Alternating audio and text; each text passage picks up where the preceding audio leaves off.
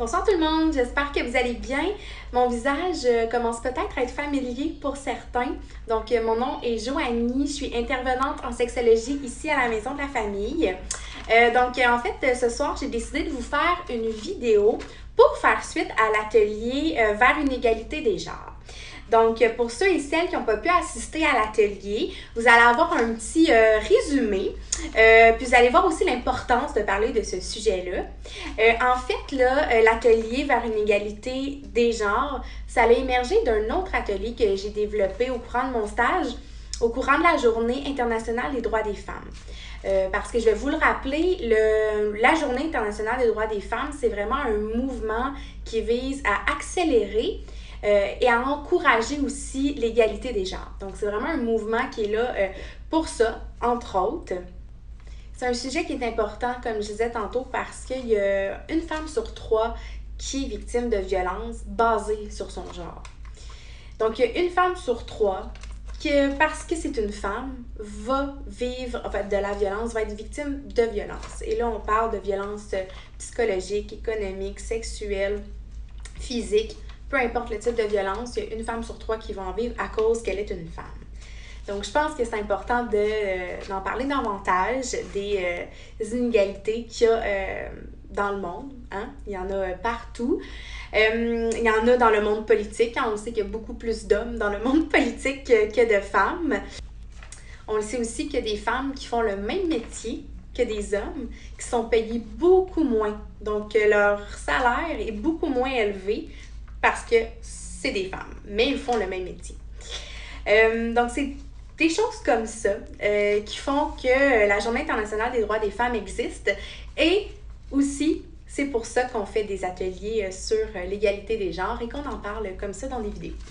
Donc, en fait, la première étape en tant que femme, c'est de se poser des questions. Hein, parce que la première étape dans tout, en fait, c'est de faire de l'introspection, c'est de se poser des questions. Pour trouver des solutions, il faut se poser des questions. Donc, la première question en tant que femme qu'il faut se poser, c'est quelle est ma place en tant que femme dans ma société? Parce qu'il faut se rappeler une chose.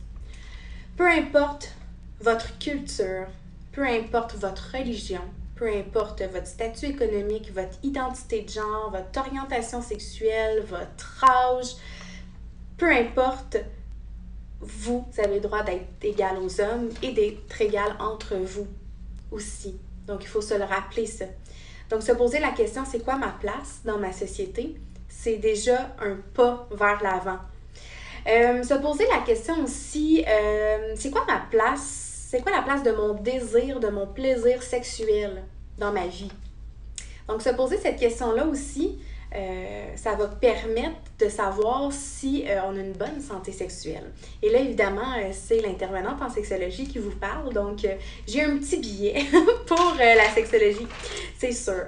Donc, se poser ces questions-là, je pense que c'est important. C'est important pour prendre conscience de qu'est-ce qu'on pourrait faire de plus pour reprendre le pouvoir sur notre vie. Donc voilà, c'est pour ça que je fais une petite vidéo aujourd'hui sur l'importance de parler de l'égalité des genres. Mais là, l'aspect le plus important en fait, c'est de savoir de où ça vient ces inégalités-là. Donc de où ça part tout ça. Premièrement, il y a les mythes qui sont construits autour des rôles de genre. Je vous donne un exemple. La femme qui doit rester à la maison pour s'occuper des enfants et l'homme qui doit aller travailler. Donc, ce mythe-là, il nourrit beaucoup les inégalités entre les genres. Il y a aussi, par exemple, à la Saint-Valentin.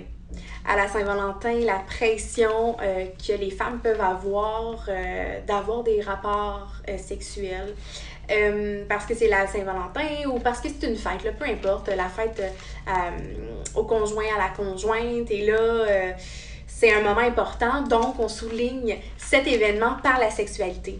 C'est une pression que les femmes ont, mais qui n'ont pas nécessairement envie d'avoir. Donc, c'est vraiment une pression qui augmente aussi ces inégalités entre les hommes et les femmes. Un autre mythe aussi, on entend beaucoup dire quand les femmes sont émotives, hein, quand ils pleurent, ou quand ils sont plus irritables, c'est parce qu'ils vont être menstrués. Donc, de dire, par exemple, je sais pas, à une femme, ah, t'es émotive, mais c'est parce que tu vas être dans ta semaine, tu vas être menstruée. C'est une façon d'invalider un petit peu son sentiment de comment elle se sent. Donc, vous voyez, ce mythe-là nourrit beaucoup cette inégalité-là. C'est comme si la femme n'avait pas le droit de vivre ses émotions à ce moment-là parce que, de toute façon, ils n'ont pas lieu d'être. C'est juste parce qu'elle va être menstruée. Donc, vous voyez, là, je ne vais pas vous nommer plein de mythes, là, ça serait long, mais vous voyez ce que je veux dire. Donc, ces mythes-là construisent les inégalités entre les genres. Un autre aspect vraiment important qui construit les inégalités entre les genres, c'est les doubles standards. Donc, en fait, un double standard, c'est de juger un comportement, mais de le juger différemment selon le genre de la personne. Je vous donne des exemples. Une femme qui va être active sexuellement ça va être moins bien vu qu'un homme qui est actif sexuellement. Et ça fait partie des doubles standards, mais de la société aussi qui a créé ces doubles standards-là. Il y a l'aspect aussi de l'apparence, hein, très important. Par exemple, une femme va se mettre beaucoup de pression pour que son apparence, le maquillage, tout ça soit parfait. Donc, la femme a beaucoup de pression par rapport à ça, à cause de la socialisation et tout ça, mais un homme en a beaucoup moins. Donc, un homme, par exemple, qui s'arrange pas qui se fait pas les cheveux, qui se met pas du gel pour aller à une soirée, c'est correct. C'est correct, mais une femme qui se laisse au naturel, on va le dire, oh, t'as l'air fatiguée. Donc, c'est des choses comme ça, je sais pas si ça résonne en vous, ce que je dis, mais c'est des commentaires, c'est des constructions que la société fait qui engendrent ces inégalités entre les hommes et les femmes. D'autres doubles standards, le soin aux enfants. Hein? La femme qui prend soin de ses enfants, c'est normal, c'est son rôle. Hein? Elle est née pour s'occuper des enfants. Hein? C'est comme ça. Vous voyez l'ironie ici un petit peu. Mais un homme qui va prendre soin des enfants, qui va prendre le congé de paternité, qui va faire les tâches domestiques, on va le féliciter, on va le remercier de prendre ce temps-là pour faire ça.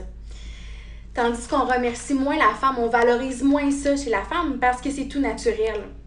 Donc, c'est un petit peu ça les doubles standards aussi. Hein? Donc, les doubles standards, vraiment, ils nourrissent les inégalités entre les genres.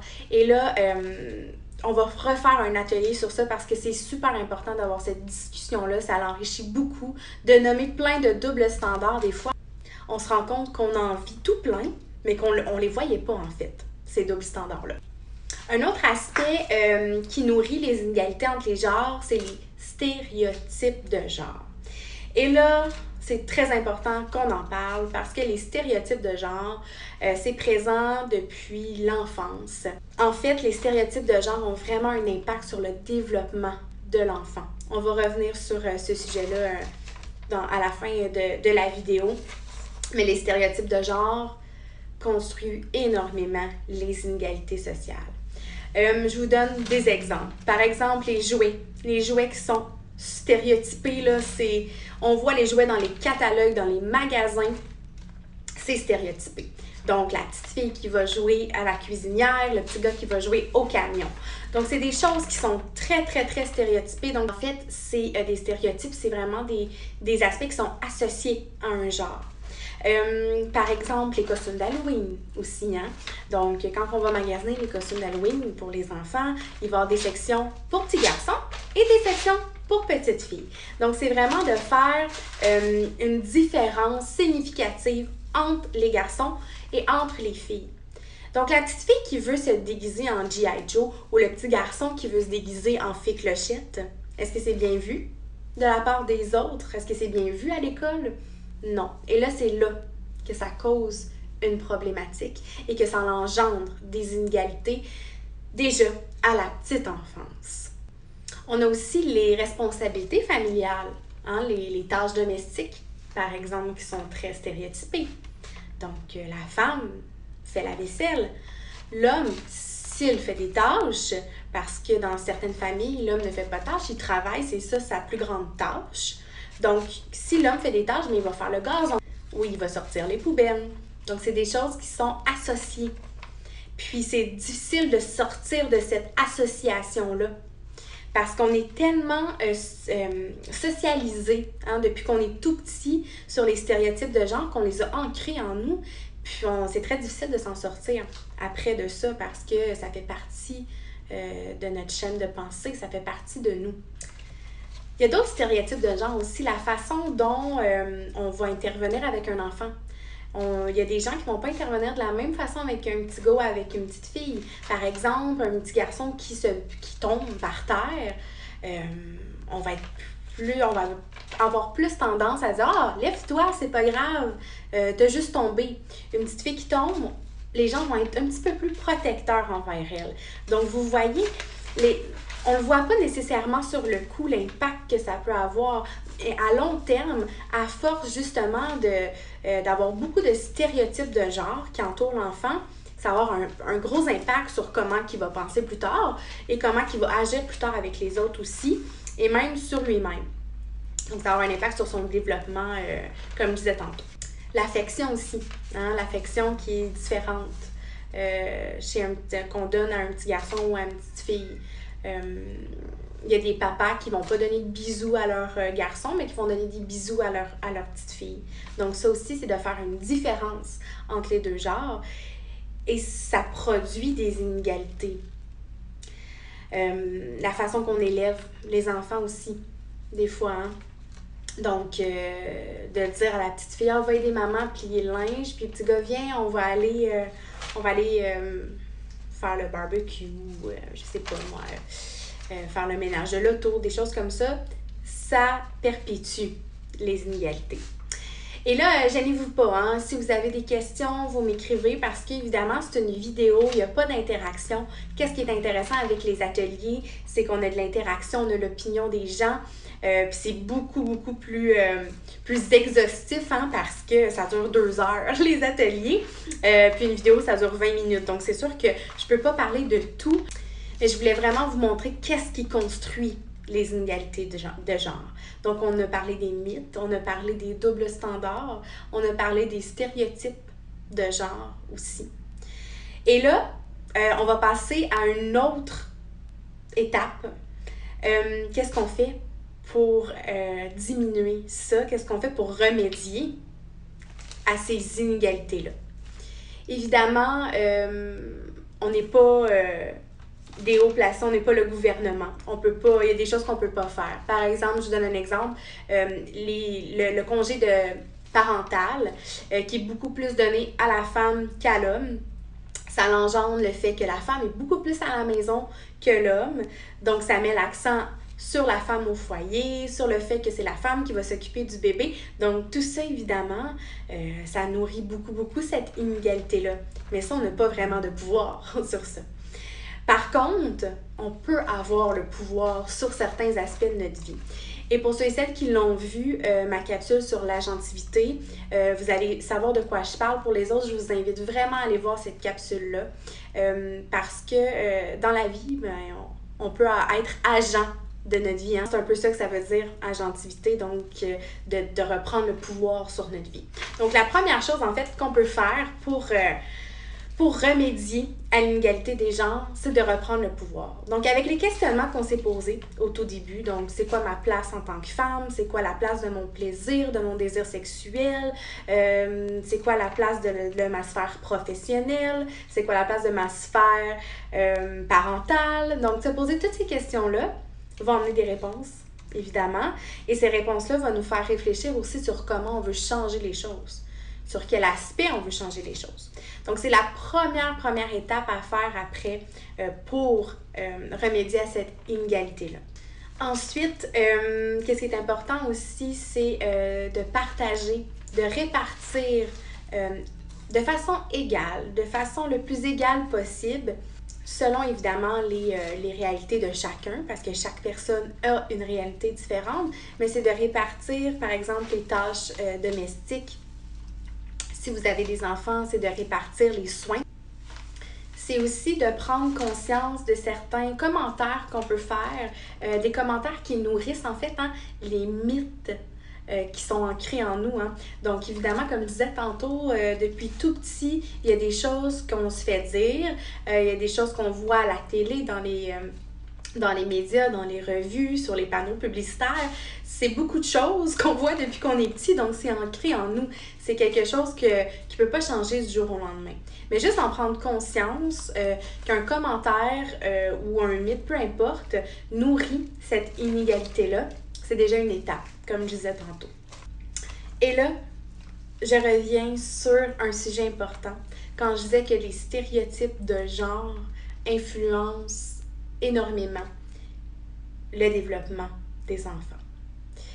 Donc, en tant que parent, ou qu'on peut avoir un impact positif sur la vie de nos enfants par rapport aux inégalités, c'est vraiment dans l'éducation. Dans l'éducation sexuelle, psychosexuelle. C'est vraiment là que l'importance de l'éducation sexuelle est présente. Parce que dès l'enfance, on socialise les enfants. Hein, je vais dire souvent le mot socialiser parce que c'est vraiment ça. Hein, un enfant a des modèles un peu partout et il se façonne à travers ces modèles-là. Donc, évidemment, pour diminuer les inégalités, pour remédier aux inégalités de genre, on doit débuter à la petite enfance. Donc, quand nos enfants sont petits. Et là, ça commence par plein de choses. Je vous donne un exemple. Les révélations de genre. Hein, les révélations de genre qu'on voit beaucoup sur les réseaux sociaux. C'est une première étape qui sépare les garçons et les filles. Donc déjà là, c'est une inégalité, ça les sépare. Ensuite, quand l'enfant grandit, on lui achète des jouets. Donc, en tant que parent, d'offrir à son enfant plusieurs types de jouets. Donc, que ce soit un garçon ou une fille, on lui achète la même chose. L'enfant va être en mesure de développer premièrement son imagination parce qu'il va jouer avec toutes sortes de jouets. Et aussi, l'enfant n'aura pas accès à des jouets stéréotypés. Donc, des jouets seulement pour garçons ou des jouets seulement pour filles.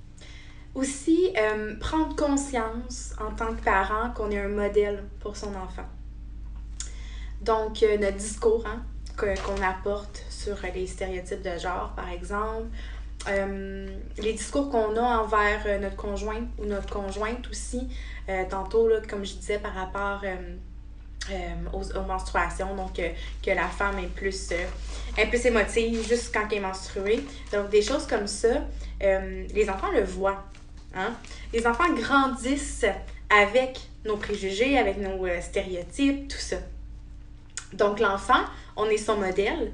Veut pas, lui, il apprend par imitation, observation.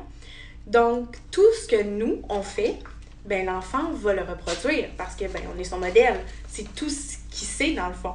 Hein? Il apprend de nous. Donc, en prenant conscience de ça, des questions qu'on s'est posées au tout début, ça permet aussi de se mettre des limites, de changer certains comportements aussi qu'on peut avoir face à notre enfant. Aussi, en tant que parent, d'agir de façon égalitaire avec son garçon et avec sa fille, de donner le même type d'affection peut aider beaucoup au développement affectif de son enfant. Donc oui, on peut apprendre comme ça en étant un modèle pour son enfant, mais on peut aussi utiliser des outils.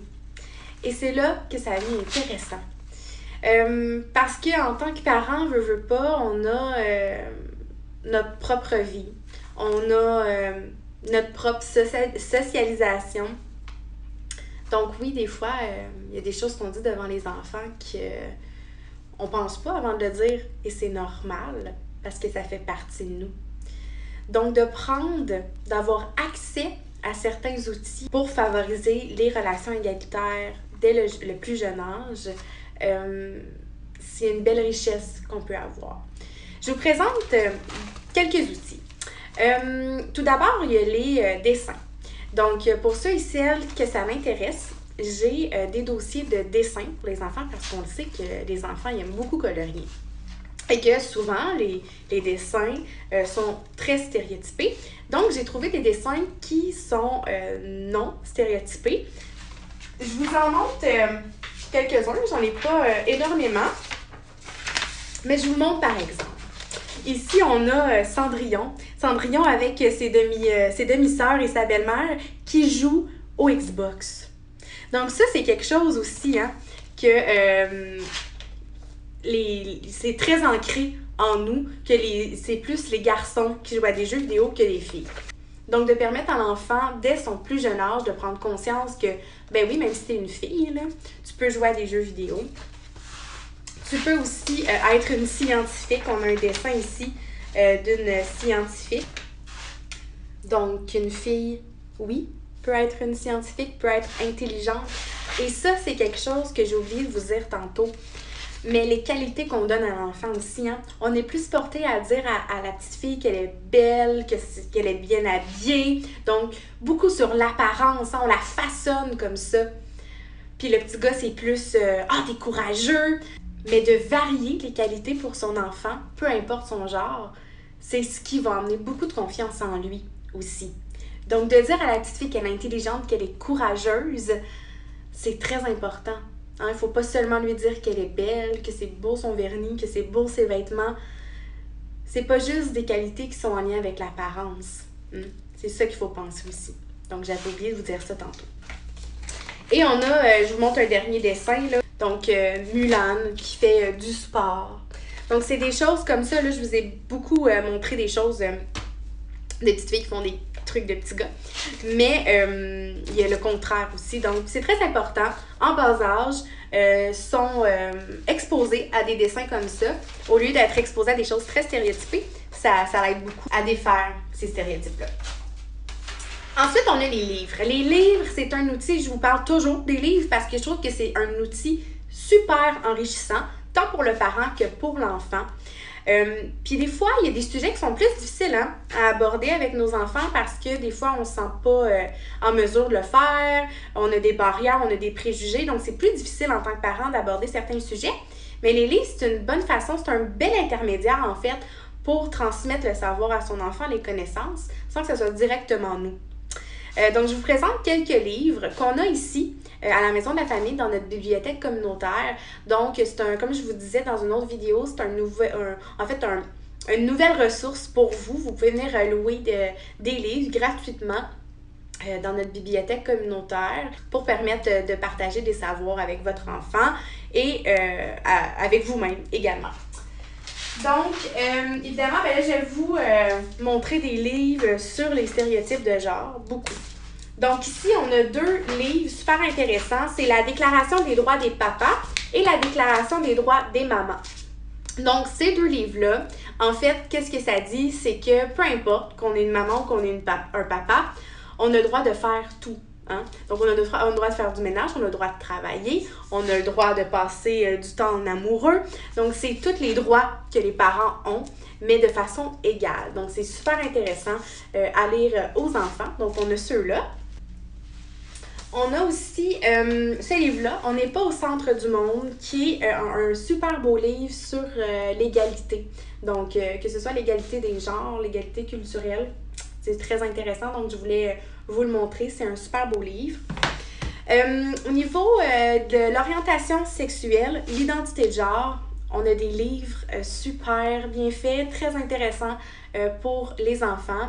Parce que ça aussi, j'ai oublié de le dire, mais de cadrer un enfant dans un genre ou de présumer son orientation sexuelle, par exemple, de dire à son enfant, à son petit garçon, « Ah, est-ce que tu es une petite blonde? Ah, c'est pour quand ta blonde? » Ça fait que ça l'encadre dans une orientation sexuelle que peut-être que c'est pas son orientation sexuelle.